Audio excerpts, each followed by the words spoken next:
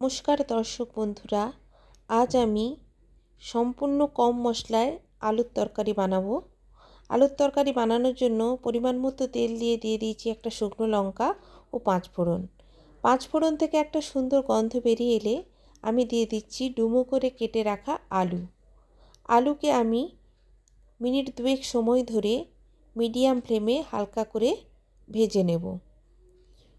লবণ আমি এখন অ্যাড করিনি, লবণ আমি পরে অ্যাড করব।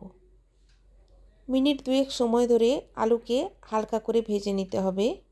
দেখুন বন্ধুরা, আমার আলু হালকা ভাজা হয়ে এসছে এবং 5 ফোড়নের একটা কোটিং আলুর উপর বেশ সুন্দরভাবে হয়ে গেছে। আলুকে এইভাবে হালকা করে ভেজে নিতে হবে। এবারে আমি দিয়ে দিচ্ছি পরিমাণ মতো লবণ। লবণ আমি প্রথমেই পরিমাণ মতো দিয়ে দিচ্ছি হলুদ।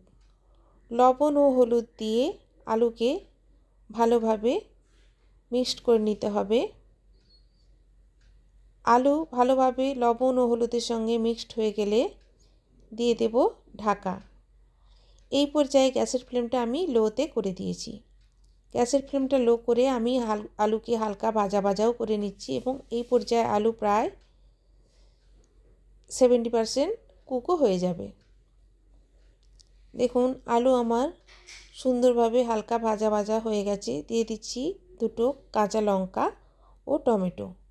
কাঁচা লঙ্কা ও টমেটো দেওয়ার পর আলুকে ভালোভাবে নাড়াচাড়া করে আমি আলুর সঙ্গে টমেটোকে মিক্সড করে দিচ্ছি। গ্যাসের ফ্লেমটা লোতেই রেখেছি। দিয়ে আমি মিনিট 2 সময়ের জন্য আমি আবারও আলু ঢাকা দিয়ে দেবো, যাতে করে টমেটো হালকা ভাজাও হয়ে যায় এবং ওর কাঁচা গন্ধটা হালকা চলে যায়। মিনিট 2 সময় পর আমি ঢাকা খুলে আলুকে ভালোভাবে নাড়াচাড়া করে দিয়েছি। দিয়ে দিচ্ছি পরিমাণ মতো জল, আলু ভালোভাবে সেদ্ধ হওয়ার জন্য। টমেটোও আলুর সঙ্গে ভালোভাবে সেদ্ধ হয়ে যাবে। এইভাবে আপনারা আলুর তরকারিটা শুধুমাত্র 5 ফোড়ন দিয়ে বানাবেন, দেখবেন খেতে কিন্তু অপূর্ব স্বাদের হয়।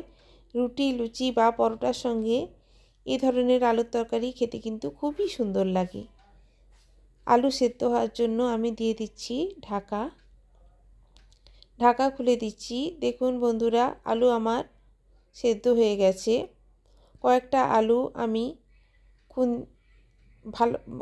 আলু আমি হালকা ভেঙে মিক্সড করে নিচ্ছি, যাতে করে গ্রেভির ঘনত্বটা একটু বাড়ে। এভাবে আলুকে হালকা ভেঙে মিক্সড করে নিলে ঝোলের সঙ্গে খেতে কিন্তু খুবই সুন্দর লাগে। দেখুন আমার আলুর তরকারি রেডি।